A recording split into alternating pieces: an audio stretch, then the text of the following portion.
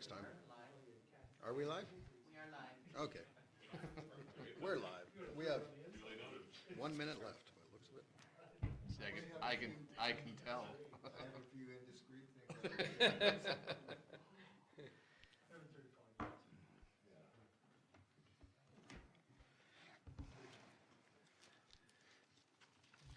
Do not disturb.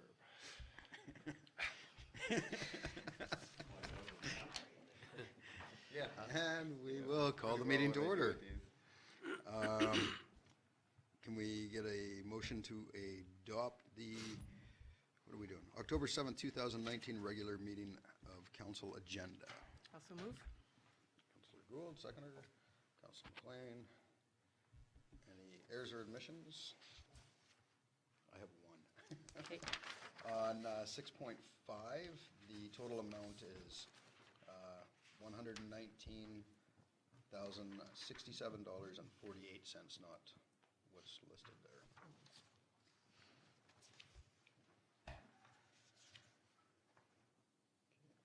Anything else? Call it as amended. I'm totally lost. Okay. All in favor? So moved. Okay, committee of the whole, adoption that the minutes of the September 11th, 2019 committee of the whole meeting of council be adopted. So moved, Mr. Mayor. Councilor Elliott, seconder. Councilor I'll Gould. second. Any errors or omissions? All in favor? So moved.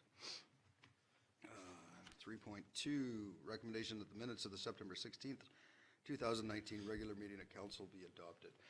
So moved, Mr. Mayor. Councilor Willis, seconder. Councilor McLean. Errors or omissions? All in favor? So moved. Recommendation that the minutes of the October 1st, 2019 committee of the whole meeting of council be adopted. Also move. Councilor Gould, seconder. Councilor Elliott. Any errors or omissions? All in favor? So moved. Petitions and delegations, we have none tonight. Number 5 is unfinished business, we have none. Number 6.1, museum roof repairs. Recommendation that council receive the museum roof repairs report for information. So moved, Mr. Mayor. Councilor Elliott, seconder. Councilor Willis, any questions or comment? Councilor Gould? I just have a question in regards to this. Do we need a motion for the funding, or because it's within the budget, we're good? It's really for information only at this point. We're going to go ahead and make the repairs. It's an emergency. We'll get the funds out of the emergency fund and get it done. So it's for information only. Okay. It's just to receive the report. Any further questions? Yeah. What's the extent of it? I'll turn that over to, It's a complete roof repair, putting a new plywood deck on top of the roof underneath, and then replacing the tar and chip roof, and it's the entire roof, plus all the flashing, all the downspouts and things as well. Basically, it's a complete roof. Yeah, we have an estimate or? Yeah, it's It's in the, 38,000 in the report. oh, I'm sorry, okay. And the regional district is Same. going to pay half. Perfect, thank you. Any further questions? Call the question, all in favor? So moved. 6.2, sorry, Halloween Fun Night fireworks display request. Recommendation that conditional approval be granted to the Halloween Family Fun Night Planning Committee to hold a fireworks display during the event on Saturday, October 26, 2019 at the PXA Fairgrounds. This conditional approval is contingent on the compliance with the Kamloops Fire Center Fire Danger Rating Assessment for the Merritt Fire Zone site assessment by the Princeton Fire Department prior to the event and attendance of the Princeton Fire Department at the event. I'll make that motion, Mr. Mayor. Councilor Gould, seconder. Councilor Willis, any questions, comments? All in favor? So moved, thank you. 6.3, 2019 tax sale. Recommendation that council receive the tax sale report for information only. Councilor Elliott, or Councilor McLean, sorry. Seconder. Counselor Elliott. Any questions? Comments? All in favor? So moved. 6.4, server replacement and IT management service provider contract.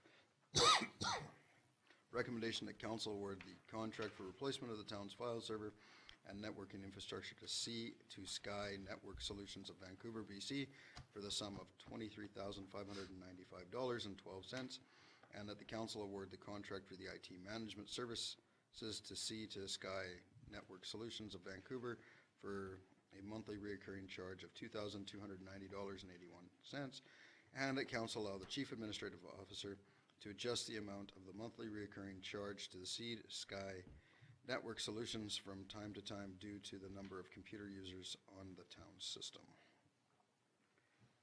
Councilor Willis, seconder. I'll second that. Councilor Gould, any questions? Yes, Councilor Gould. I guess to just how many servers are we looking for? Or one server and 15 users? Approximately, yes. Okay, and then what's our current cost on Our our? current cost is $1,700 a month. That's Okay. through Northern Computer. Their application was to kind of keep the status quo. Okay, These guys are a little bit more expensive, however, they have extensive municipal government experience. They have remote access, so we get a lot of our questions solved through the computer itself and not have to wait for in-person service from the current providers. And they provided the actual monthly service will provide a more robust backup system. So the current system we have, the last time the servers went down, it took approximately 6 hours for everything to come back up. With the current backup system this company is proposing, it should be instantaneous. If the town server ever did fail, there would be no noticeable disruption to the end user. So one would die and the other one would pick right back up again.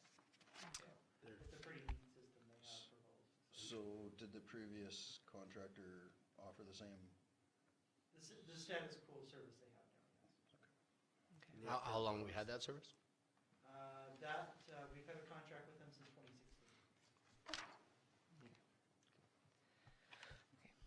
Any further questions?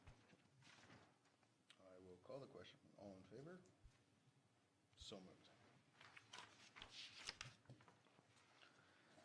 You know, when you have to vote for it, but you don't like it? Well, you could have. Time is money.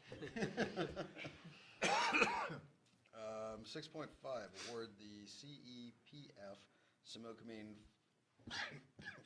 Similkameen Flood Assessment, Flood Mapping, and Flood Mitigation Planning Contract. Recommendation that council award the CEPF Similkameen Flood Risk Assessment, Flood Mapping, and Flood Mitigation Planning Contract to Encora Engineering and Resource Group Limited in the amount of $119,067.48.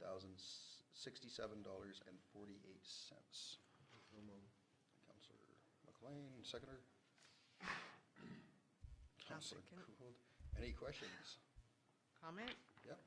Just originally when I first saw it, I thought, wow, that's like super expensive. But then reading the report, there's a grant that fully It's all- funds that. It's all paid for by the grant, and it is a Excellent. valley-wide study, not just, so the regional districts matching funds, and I believe is Caramees matching? Caramees is in it as well. Yeah, so we'll have a Excellent. comprehensive study when it's all done. It's with LiDAR and everything, so, Super excited. yeah. It's gonna be good. Now that it's Councillor not. McLean? As long as the layman can understand it, I think it's gonna be a real interesting thing to read. Yeah, it's something that we should have had a long time ago. Yeah. The condition, Our or the, current floodplain mapping is like 30 years old. yeah. So, It's yeah. not that old. Will I be able to read it? You should be able to read this one. Yeah. Yeah. Any further questions or comments? All in favor? So moved. Thank you. Property tax write-off. Recommendation that council resolve to direct staff to request an order from the Minister of Municipal Affairs and Housing to write off the outstanding current arrears and delinquent taxes along with the penalties and interest on 2 properties. Folio, oh my goodness, 562-17001.000, Plan KAP 16B, District Lot 1823, Land District 54, which is included in PLM 94 PID 015-049-698 and Folio 562-01113.910, District Lot 706, Land District 59, Portion DD 2645, accept Plan B4502 for log handling, storage, and milling purposes for parent folio C 01113.800, lease license number 338601, PID 011-767791, parcel F, Plan KAP 5676B, District Lot 706, Land District 59 for log handling, storage, and milling purposes for parent folio C 01113.900, lease license number 338601, PID 015-004-520. So moved, Mr. Mayor. Thank you. Seconder. Councilor Willis. Any questions on that? Everybody understands so far? Councilor Gould. I understand your land descriptions. I just want to clarify the reason, and I know it's in the report, but just so that. Sure, so there are 2 properties in question. The first one was registered in error at the land title office. This is to correct that error, to put the property to the town's name. So once the property is in the town's name, it's included in tax regardless, but we have to clear out the previous 3 years because the error is made in 2016 and the property was assessed for taxes in 16, 17, and 18. The second property was a lease of Crown land. So Crown land is usually exempt except when it's occupied by a third-party occupier. It was until 2016, and then the lease was applied for but canceled by the province. So so that property also has back taxes for 2016, 17, and 18. And since the lease was not occupied since 16, it is Crown land, so it will be exempt when the error is corrected. Thank you. Any further comment or question? Call the motion. All in favor? Thank you.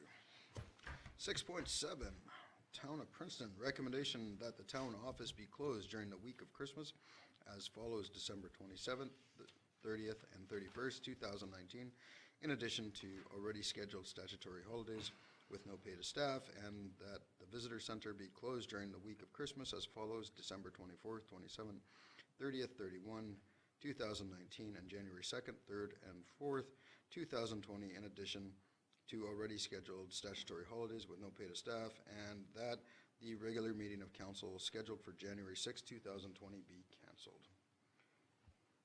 Anybody want to? Councilor McLean, seconder. Councilor Willis, any questions? Just one, through James. If a business is not open on a statutory holiday, they still have to pay the staff holiday?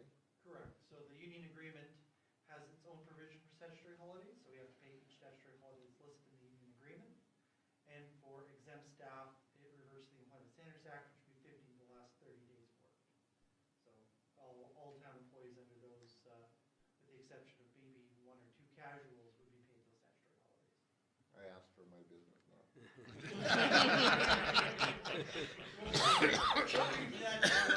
Ooh. Everyone's like, he's gonna make us work. Okay, any further questions? All in favor? Absolutely. So moved. 6.8, permissive tax exemption policy. Recommendation that the Town of Princeton permissive tax exemption policy number 009-2019 be amended as presented. Councilor Elliott, seconder. A second? Councilor Gould, any questions or comments on this? No? All in favor? So moved. Thank you. And we we move on to council reports. And let's start with Councillor Willis. Thank you. You go easy on them. Well, like the rest of you, I attended CCM. It was our first time. I thought it went pretty well, and it was very interesting. And that is my report. Thank you. I guess it's off to You you. don't have go. Okay. Thank you, Mr. Mayor.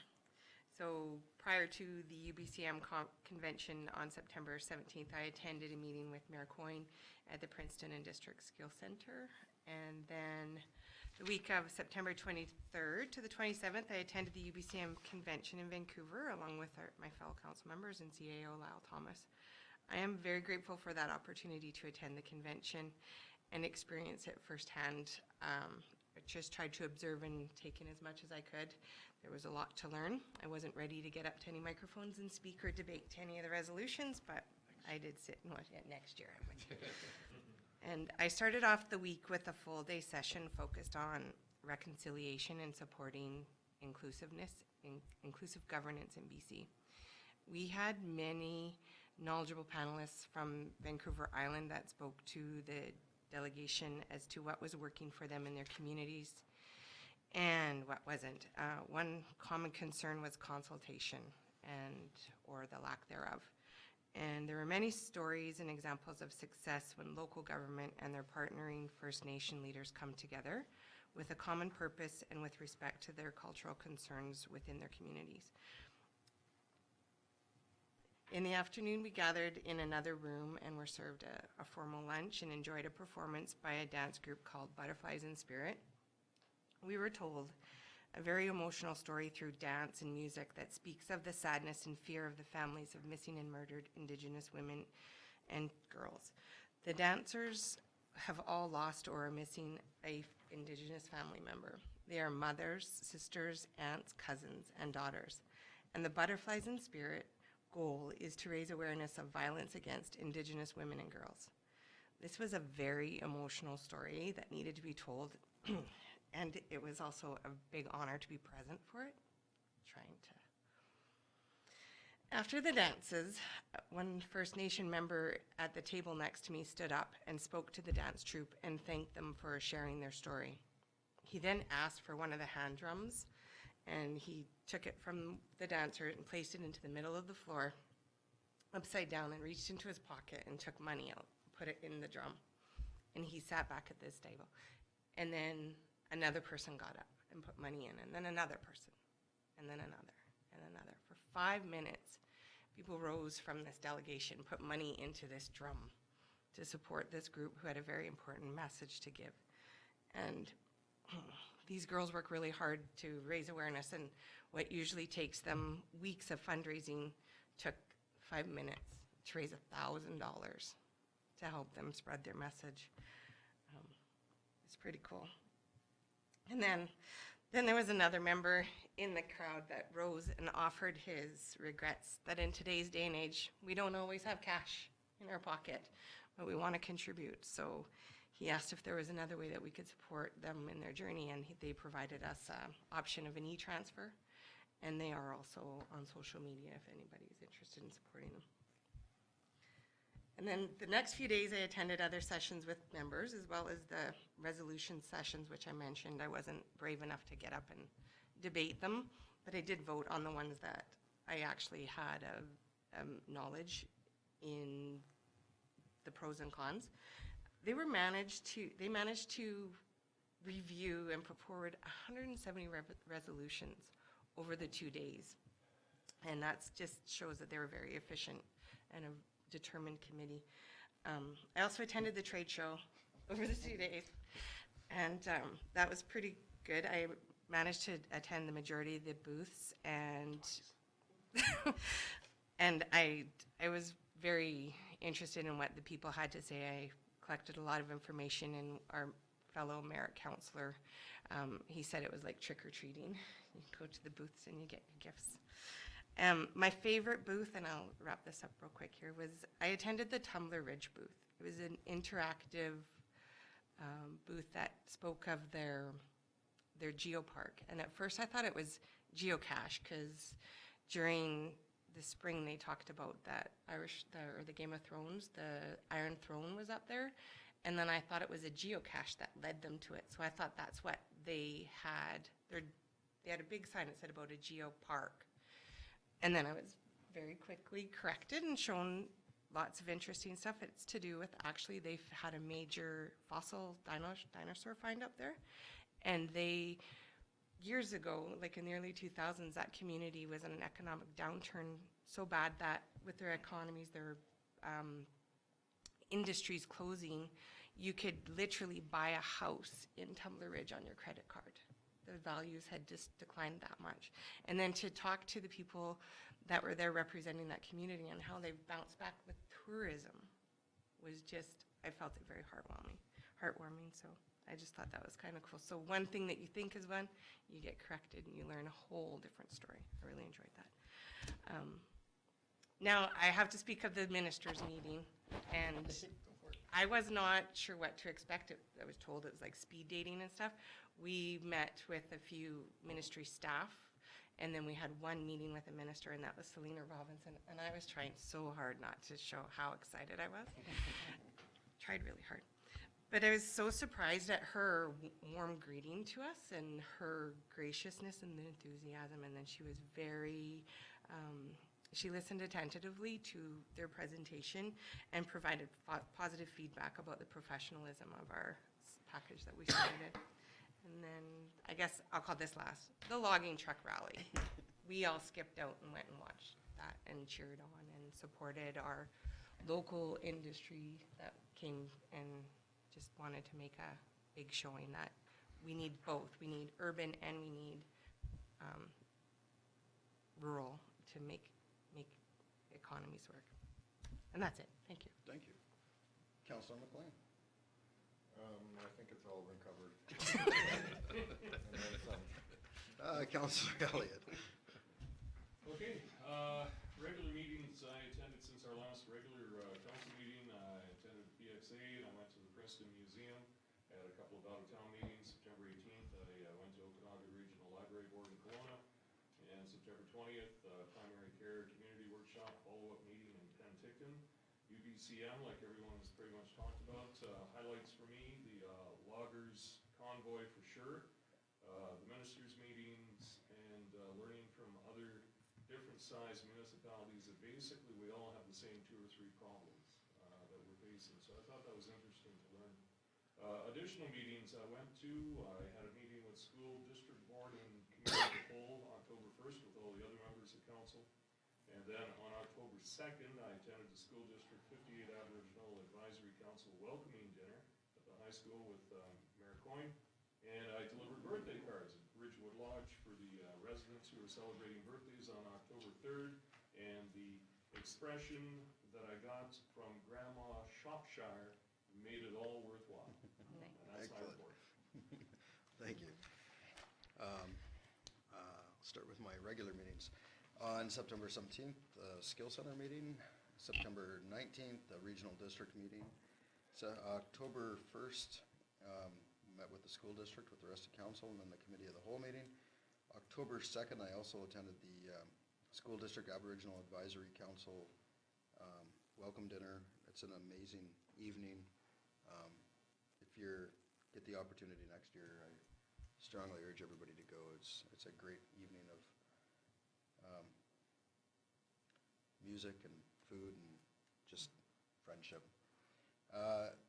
Later that evening, along with the CAO and the regional district representative, we met with the fire hall and the Tulameen Fire Department, and the Ayers Fire Department also had representatives there to do with, we had a counselor come in and talk to the first responders on post-traumatic stress and dealing with stress in their lives.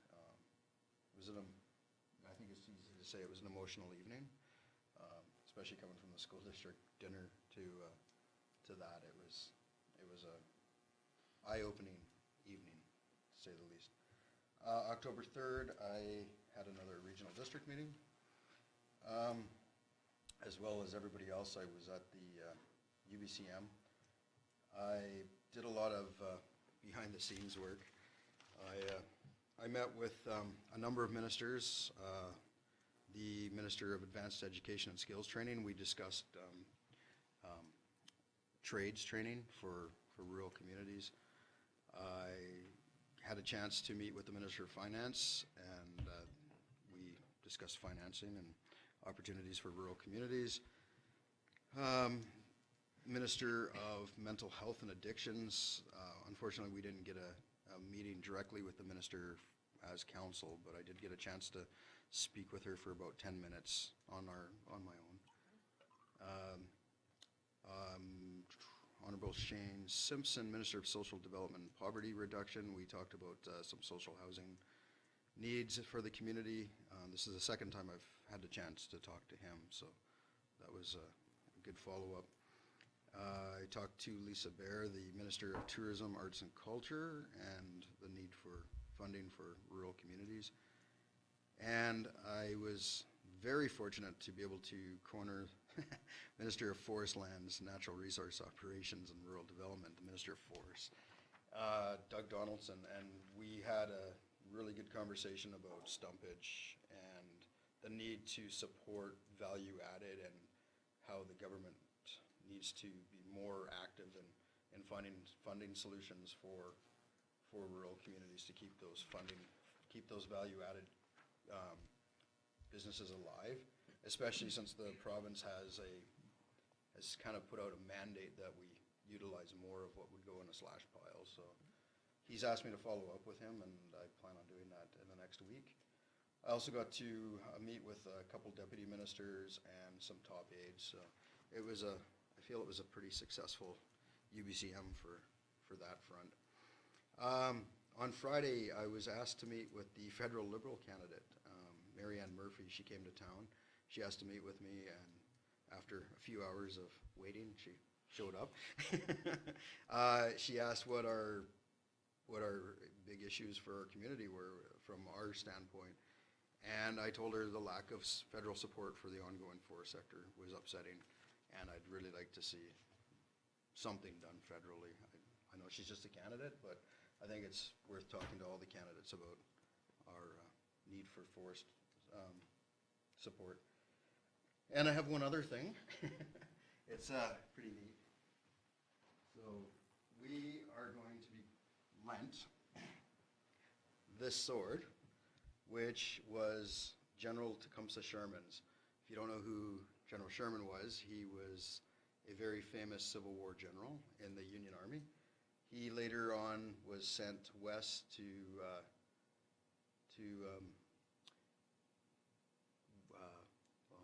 White Indian? yeah.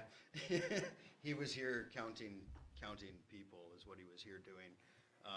Because at the time the Nez Perce were rebelling, and the Okanagan and Similkameen have relations to that area, so they were up here counting to see if the entire Pacific Northwest is to rise up, what the U.S. Army would be facing. So he stayed a night at the Allison homestead, and he was taken with a little boy, Jack Allison, one of Susan's younger children, who also got to ride on his horse with him. And when General Sherman left, he gifted him this sword. And his family is now lending this to our museum, so we can display it in our museum in the very near future once all the paperwork is done. So it's a pretty neat piece of Princeton history that ties us to a very much bigger world. And that is my report. Mr. Mayor, could I add that one that wasn't mentioned was I attended to a ministry to do with climate concerns and that sort of thing, who put me on to the federal municipal association. Okay. And when I talked to him about the proposed heat that would be able to be supplied from the plant. And anyway, he said that there would be funding. You can get funding from that group for the study. They would fund the study, that feasibility and all that kind of Yep. thing. So when we're farther along, there might be something to keep in mind. Excellent, we'll direct you over to Pardon me? Director Schatz for that. Yeah, we've actually been talking about that, at some length with the interested parties that are doing that. So at some point, they would be looking for support from us here to advance that further. It just kind of surprised me that they were in favor, of course, it's helping things, in terms of climate and that sort of thing, so, anyway, it was interesting. Okay, thank you, everybody. Number 8, correspondence received and file. We have a letter from the Ministry of Forests, Lands, Natural Resource Operations, and Rural Development, drought level 1, Similkameen River watershed, recommendation that 8.1 be received and filed. So moved, Mr. Mayor. Councilor Willis, seconder. Councilor Gould, any questions on that? All in favor? So moved. Correspondence action requested. 9.1, Minister of Children and Family Development. We have a recommendation that council recognize October as Foster Family Month and continue to support foster families in the town of Princeton. So moved. Councilor McLean, seconder. Councilor Elliott, questions? All in favor? So moved. 9.4, 2019-2020 Provincial Urban Deer Cost Share Program, a program and application guide. Recommendation that council request staff to further investigate the 2019-20 Provincial Urban Deer Cost Share Program and report back to council. I'll make that motion, Mr. Mayor. Councilor Gould, seconder. Councilor Willis, any questions on that? All in favor? So moved. Bylaws and resolutions, the 2020 permissive tax exemption, recommendation that the Town of Princeton 2020 permissive tax exemption bylaw number 967, 2019 be given third reading as amended. So moved, Mr. Mayor. Councilor Elliott, seconder. Councilor Gould, any questions? All in favor? So moved. No new business. That brings us to conclusion. Recommendation that the October 7th, 2019 regular meeting of council be adjourned. So moved. Councilor, Second. all in favor? So moved. Good night, everybody.